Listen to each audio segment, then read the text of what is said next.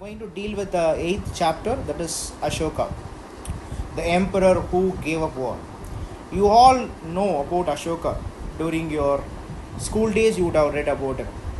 Ashoka, who was this Ashoka? His original name was not Ashoka, his original name was called Devanampiya. Devanampiya or Devanampiyadasi. Okay, so you see the lion capital. This is what we take it as the state capital of India, right? So this lion capital was erected during the period of Ashoka. We know who was this Ashoka. There was a kingdom called Mauryan kingdom in history. This Mauryan kingdom was founded by Chandragupta Maurya.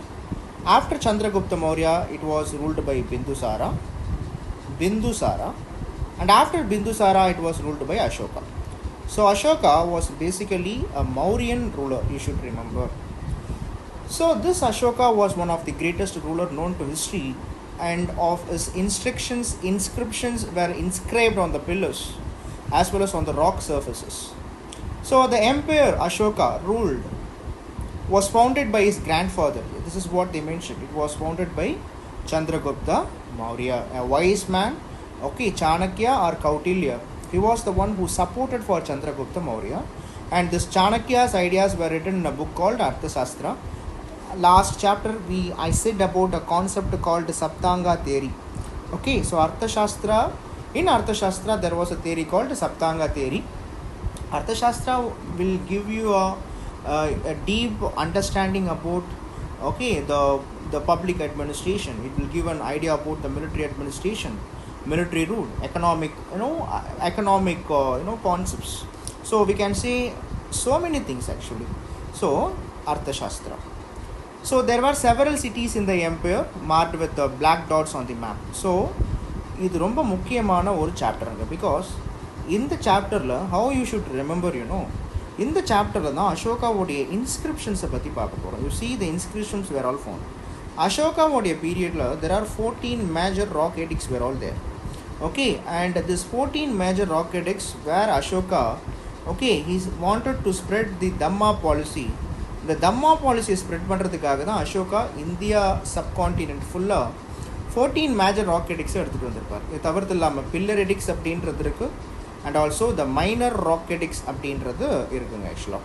So இந்த 14 rock எடிக்ஸோடைய or major rock edicts or minor rock edicts இதுதான் பார்க்கும்பொழுது important. இந்த places நீங்கள் மனப்பாடம் பண்ணணும். For example Girnar, you should remember Girnar what Gujarat. Okay, so Sopara, it was already asked in a prelims examination. Sopara was a coastal port during the period of Mauryans. Okay, Sannati, Karnataka, Maski, Karnataka. Ashoka உடைய name first time அசோகான்னு இருந்தது எங்கே sir அப்படின்னா மஸ்கி இன்ஸ்கிரிப்ஷனில் தான். எர்ரகுடி Andhra Pradesh, Brahmagiri Karnataka. So map இந்த particular சாப்டரில் நீங்கள் மேப்ஸை கம்ப்ளீட்டாக நீங்கள் just Erragudi, where is Erragudi present? Jaugoda, where is Jaugoda present? Dauli, what is the importance of Dauli? So இதை மட்டும் நீங்கள் இந்த சாப்டரில் கான்சன்ட்ரேஷன் பண்ணி படிக்கணும். புரியுதுங்களா? ஸோ இதை கல்சி எங்கே இருக்குது, தோப்ரா எங்கே இருக்குது, மீரட் எங்கே இருக்குது, ஓகே மன்ஷரா எங்கே இருக்குது, ஷபாஷ் கார்கி எங்கே இருக்குது, இதெல்லாம் மேஜர் ராக்கெட்டிக்ஸா இல்லைனா மைனர் ராக்கெட்டிக்ஸான்னு நீங்கள் அனலைஸ் பண்ணி படிச்சிங்கனாலே ஆர் இதில் இருக்கக்கூடிய நேம்ஸை நீங்கள் படிச்சிங்கனாலே இந்த சாப்டர் மேக்ஸிமம் முடிஞ்ச கணக்கு ஆக்சுவலாக. Okay, so ruling the empire. So எப்படி ரூல் பண்ணாங்க? As the empire, the Mauryan empire was so long. That is it was large actually. Okay, it was so large. Okay, different parts were ruled differently. சொல்லப்போனா the area around நீங்கள் நல்லா ஞாபகம் வச்சுக்கோங்க. இதை எப்படி பிரிச்சிருப்பாங்கன்னா north, south, east, west and also சென்டர்னு பிரிச்சிருப்பாங்க. ஸோ இப்போ நார்த் அப்படின்னு எடுத்துக்கிட்டிங்கன்னா நார்த்தை உத்தர் அப்படின்னு சொல்லுவாங்க. உத்தரபாதா அதுக்குன்னு ஒரு கேபிட்டல் இருக்கும். அதான் என்ன அப்படின்னு பார்த்தீங்கன்னா தக்ஷசீலம். வெஸ்ட்டு வெஸ்ட்டு எடுத்துக்கிட்டிங்கன்னா உஜ்ஜைன். ஓகே, உஜ்ஜைன் பார்க்கும்பொழுது வெஸ்ட்டு சொல்லுவாங்க ஆக்சுவலாக. சவுத்து எடுத்துக்கிட்டிங்கன்னா தக்ஷிணபாதா அப்படின்னு சொல்லிட்டு சொல்லுவாங்க. ஈஸ்ட்ன்றதை பிரச்யபாதா அப்படின்னு சொல்லுவாங்க.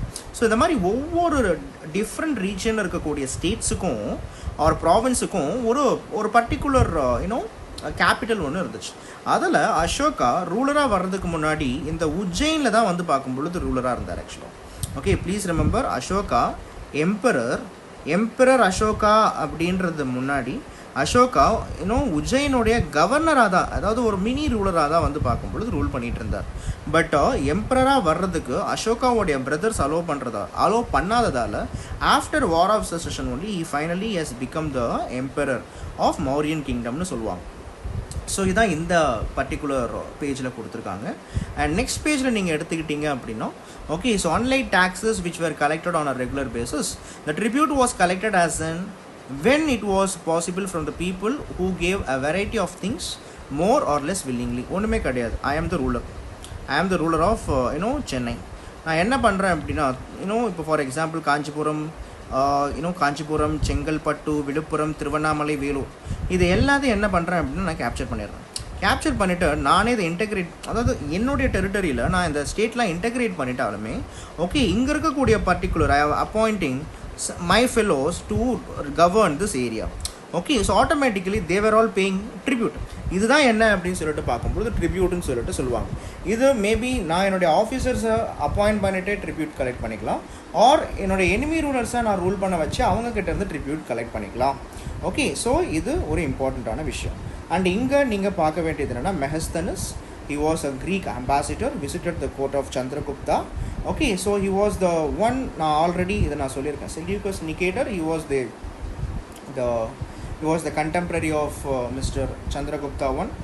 Okay, Alexander, and even after Alexander, okay, Seleucus Nicator was the commander-in-chief of Alexander, and he was the contemporary of Chandragupta Maurya. So அவருடைய கோர்ட்டில் வாழ்ந்த மெஹஸ்தனஸ், ஓகே, இந்த பாட்டாலிபுத்ரா பற்றி என்ன சொல்லியிருக்காருன்றதான் பார்க்குறோம். So it was a large and beautiful city. It was surrounded by a massive wall. It has 570 towers and also 64 gates. The houses of 2 or 3 stories are built of wood and also mud bricks. So Mauryans பீரியடில் முக்கியமாக பாட்டாலிபுத்ராவுடைய எஃபெக்டிவ்னஸை பற்றி, அந்த city எப்படின்றதை பற்றி விவரிக்கிறார் Megasthenes. So Ashoka's a unique ruler. Yes, he was a Mauryan ruler. Okay, he was the one who supported by his people, because Kalinga war, Ashoka would period la Kalinga war that happened in the 261 BCE, which of course changed his lifestyle. So after Kalinga war, Ashoka he started to promote Dhamma policy, and this is what they say actually. And Ashoka would inscription la pathina Prakrit and also Brahmi script. Prakrit அப்படின்றது language, Brahmi அப்படின்றது script. இப்போ தமிழ்னு எடுத்துக்கிட்டிங்கன்னா வச்சுக்கோங்களேன், தமிழோடைய எழுத்து வழக்கு, தமிழோடைய பேச்சு வழக்கு, இது ரெண்டுமே என்னென்னா தமிழ் தான், கரெக்டாக. ஆனால் இதுவே நீங்கள் கன்னடம் எடுத்துக்கோங்க, மலையாளம் எடுத்துக்கோங்க, தெலுங்கு எடுத்துக்கோங்களேன். ஸோ கன்னடமும் தெலுங்குடைய ஸ்கிரிப்டு சேமாக தான் இருக்கும், ஆனால் பட் பேசக்கூடிய விதம் வேறு மாதிரி இருக்கும். அது மாதிரி பிராகிருத் அப்படின்றது என்னென்னா லாங்குவேஜ், அந்த பிராகிருத் லாங்குவேஜோடைய ஸ்கிரிப்ட் தான் என்னென்னா பிராமி. ஸோ கலிங்கா வாரை பற்றி கொடுத்துருக்காங்க. So after seeing the one of the heinous results of Kalinga, after seeing the bloodshed of Kalinga, Ashoka Dhamma policy மாறார். ஸோ அவருடைய தம்மா பாலிசின்றது என்ன இங்கே கொடுத்துருக்காங்க பாருங்கள். Okay, so that is why I am sad and have decided to observe Dhamma. Okay, so I believe that winning people over our Dhamma is much better than conquering them through force. So அப்போது அசோகாவுடைய mind செட்டையே okay மாற்றின விஷயம் என்ன அப்படின்னு சொல்லிட்டு பார்த்தீங்கன்னா, it was none other than the dhamma policy. So இந்த தம்மா policy அப்படின்றது ரொம்ப இம்பார்ட்டன்ட்ன்றதை நீங்கள் தெரிஞ்சுக்கணும். ஸோ அசோகாவுடைய தம்மா என்ன? அசோகா இது மெயின்ஸுக்கு கூட இந்த பாயிண்ட்ஸை நீங்கள் எழுதலாம். ஏன்னா அசோகாவுடைய தம்மாவில் என்ன சொல்லியிருக்காங்கன்னு கேட்பாங்க. அசோகாவுடைய தம்மாவில் கடவுளை வழிபடுறதை பற்றி அவர் சொல்லலை, சாக்ரிஃபைஸ் பண்ணுறதை பற்றி சொல்லலை. Okay, so like a father how he teachers to his children, அது மாதிரி அசோகா தன்னுடைய மக்களுக்கு தம்மா பாலிசினா என்னன்றதை சொல்கிறாரு. முக்கியமாக இவருடைய தம்மா பாலிசியில் புத்திஸ்ட் ஐடியாலஜி இருந்ததா சொல்கிறாங்க. There are number of problems that troubled him. People in the empire followed different religions, sometimes led to the conflict. So religious டாலரன்ஸை பற்றி அசோகா என்ன பண்ணுறாரு அப்படின்னு பார்க்கும் பொழுது ஓகே பேசுகிறார். Okay, and he also asked his people to treat everyone as equal. Okay, animal sacrifice prohibit பண்றாரு. Okay, liberty to Brahmins. So இது தவிர்த்து இல்லாமல் இந்த தம்மா பாலிசி கரெக்டாக மக்களால் ஃபாலோ பண்ணப்படுதான்றதுக்கு பார்க்கறதுக்காக he appointed so many officers, and these officers were called தம்ம மகா மத்தியாஸ் அப்படின்னு சொல்லுவாங்க, தம்ம மகா மத்தியாஸ்.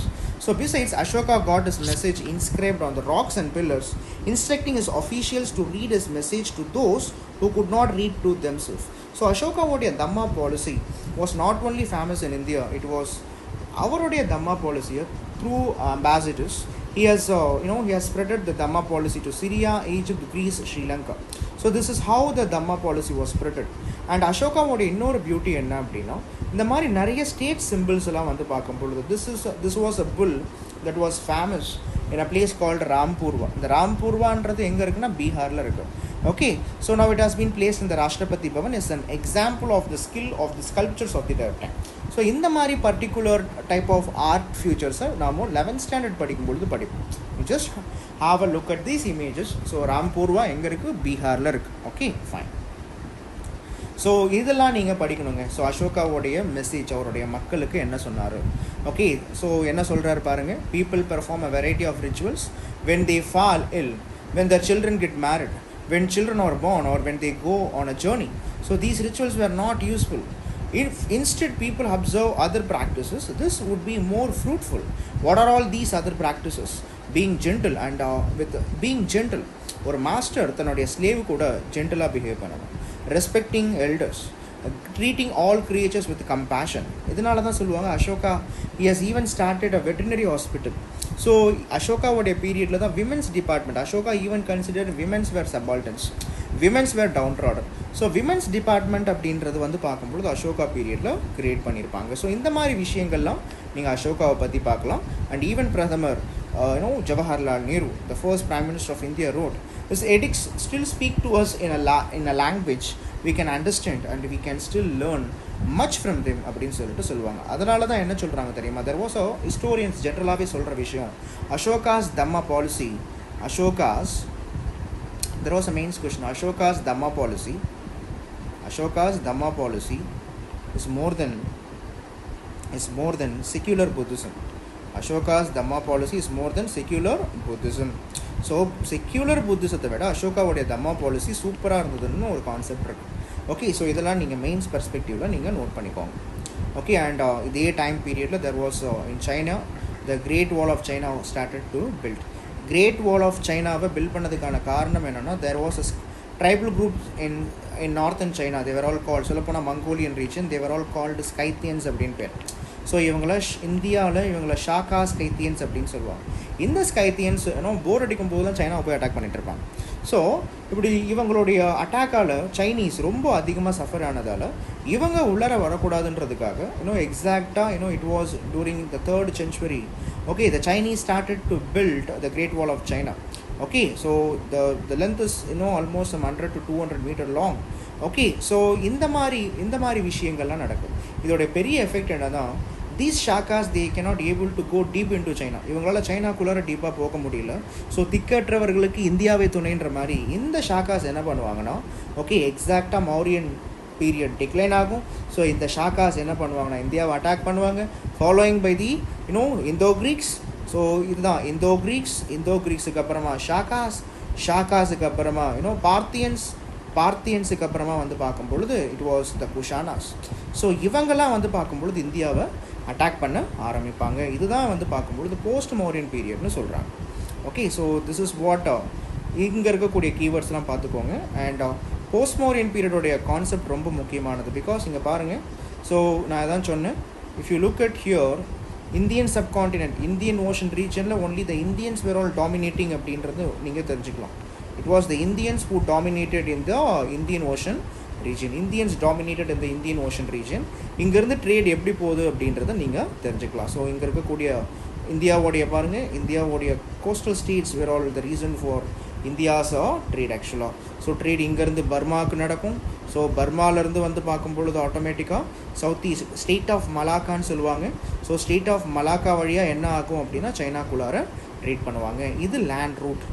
ஓகே, இது லேண்ட் ரூட். இதே நீங்கள் வெஸ்டர்ன் ட்ரேட் பார்த்தீங்கன்னா எந்த பக்கம், ஓகே, ஸோ இந்த பக்கம் பார்க்கும் பொழுது த ட்ரேட் இதே அரேபியா ரெட் சி வழியாக வந்து, ஓகே, ரெட் சி வழியாக இங்கே வந்து பார்க்கும் பொழுது இங்கே எக்ஸாக்டாக ஓகே ஈஜிப்தை தாண்டின உடனே இந்த டைம் பீரியடில் சுவிஸ் கேனல்லாம் கிடையாது.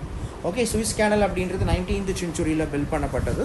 ஓகே, ஸோ சுவிஸ் கேனல் இல்லாதப்போ it was up to Egypt trade will be there. So from ஈஜிப்திலேருந்து வந்து பார்க்கும் பொழுது other from Roman trade will be so active active and இந்த மெடிட்டேரியன் சீ மூலிமா தான் வெஸ்டர்ன் யூரோப்பியன் கண்ட்ரிஸ்க்கு ட்ரேட் பண்ணுவாங்க.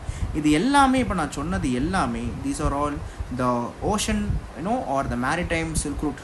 Okay, but what is the silk route of main silk route or land silk route அப்படின்றது என்னென்னா, இப்போ சைனாவிலேருந்து நீங்கள் எடுத்துக்கிட்டிங்கன்னா ஓகே, சைனாவிலேருந்து எக்ஸாக்டாக இந்த சில்க் ரூட் பார்த்து நீங்கள் பார்க்கலாம்.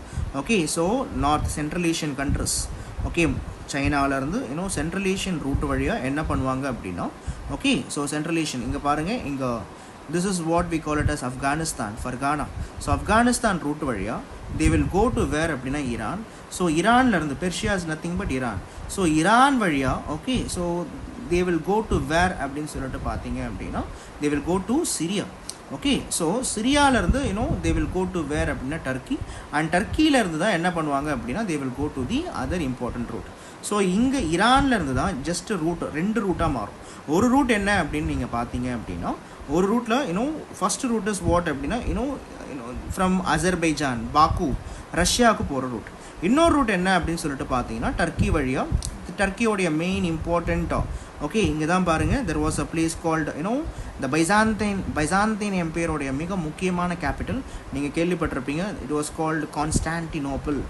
ஓகே, ஸோ கான்ஸ்டான்டினோப்பிள் இன்றைக்கி இது இதை இஸ்தான்புல் அப்படின்னு சொல்லிட்டு சொல்லுவாங்க. ஸோ இந்த பைசாந்தைன் எம்பையர் தான் இந்த ரீஜனை ஃபுல்லாகவே டாமினேட் பண்ணிகிட்டு இருந்தாங்க. But originally the Byzantine empire okay, they were all whom அப்படின்னா they were all the Romans. So Romans trade, the Roman empire எந்த அளவுக்கு எக்ஸ்டெண்ட் ஆகிருந்ததுன்றது தான் இங்கே உங்களுக்கு காமிச்சிருக்காங்க. So it was the Romans who dominated here in west Asia. அப்போது நல்லா not only in west Asia, the Romans were dominated in Europe. Okay, and also the Persians were dominated in west Asia. So இந்த மாதிரி இருக்கும் பொழுது தான் என்ன ஆகுது அப்படின்னு பார்த்தீங்கன்னா, இந்த டைம் பீரியட் தான் இந்தியாவில் இந்த போஸ்ட் மௌரியன் பீரியட் அப்படின்னு சொல்லுவாங்க. And this time period it is in south India it is called as Sangam period. இது என்ன ஒரு பியூட்டினா, இந்த டைம் பீரியட் நல்லா பார்த்துக்கோங்க. ஓகே, நார்த் இந்தியாவில் நிறைய different foreigners attacks. For example Indo Greeks, நான் சொன்னேன் இல்லையா, Indo Greeks, Shakas, Kushanas and also Parthians. இவங்க இந்தியாவில் they ruled for some 500 years. சொல்லப்போனால் 200 BCEலேருந்து இந்தியாவை 200 BCE to 300 common era 500 years கிட்ட இந்தியாவுடைய western part and also north western part இவங்க கண்ட்ரோலில் இருந்துச்சு. இதே டைம் பீரியடில் சவுத் இந்தியாவில் Sangam period was there. And இதே டைம் பீரியடில் இந்தியாவில் என்ன ஆச்சு அப்படின்னா, நார்த் இந்தியாவில் some new empires like okay, so Shunga dynasty and also Kanva dynasty, okay, Chedi dynasty and also Satavahana dynasty. இதை தான் உங்களை இந்த இடத்துல கொடுத்துருக்காங்க. ஓகே, ஸோ பாருங்கள், சூப்பராக இருக்கும். இந்த ஸ்லைட் ரொம்ப important. The Mauryan empire collapsed about some 2200 years ago. Its place, okay, it was several new kingdoms in the northwest and in the parts of North India. The kings known as the Indo-Greeks, Indo-Greeks, they came in. Okay, they ruled some 100 years and followed by the Central Asian people known as Shakas. And after followed by whom அப்படின்னா it was the Parthians and also the Kushanas. இதே time பீரியடில் தான் என்ன ஆகுது அப்படின்னா, இந்த ஷாக்காஸை defeat பண்ணிட்டு Gupthan Kings அப்படின்றவங்க வர ஆரம்பிப்பாங்க. Okay, so right from the 3rd century onwards. Concept புரியுதுங்களா? ஸோ இந்த டைம் பீரியடில் இவங்க இஷ்யூ பண்ணது என்ன, இவங்களுடைய பீரியடில் காயின்ஸ், சாதவாகனா பீரியடில் காயின்ஸ் வந்துச்சு. இந்த பஞ்ச் மார்க்டு காயின்ஸ் அப்படின்றது அதிகமாக வர ஆரம்பித்தது இந்த டைம் பீரியடில். Though Mauryan period famous for okay coins, Mauryans பீரியட்லேயே பஞ்ச் மார்க்டு காயின்ஸ் வந்தாச்சு. பட் இவங்களுக்கு அப்புறமா ஓகே இந்தியாவில் ரூல் பண்ண நிறைய ஃபாரின் ரூலர்ஸ் என்ன பண்ணாங்க அப்படின்னா, they even started okay issuing coins. So in south India the Chera, Chola, Pandya ruled about some 2200 to 2800 years ago. And about some 1500 years ago there was a large kingdoms. So the Pallava and Chalukyas. So இதெல்லாம் நம்ம என்ன பண்ணுறோம் அப்படின்னா future கிளாஸஸில் நம்ம படிக்க போகிறோம். So this is what I ஆம் coming to say. So இந்த டைம் பீரியடில் மௌரியன்ஸ் முடிஞ்சிட்ட பிறகு போஸ்ட் மௌரியன்ஸ் பீரியட்லேயே நீங்கள் என்ன புரிஞ்சுக்கணும் அப்படின்னா, ஓகே நார்த் இந்தியாவில் கலிகாலம் அப்படின்னும், சவுத் இந்தியாவில் இட் வாஸ் த சங்ககாலம். த சங்ககாலம் was the golden age. So both north India and south India they had a pakka trade contact with the western world அப்படின்றத தெரிஞ்சுக்கணும். So this is what about this chapter. Will see in the next chapter. Thank you.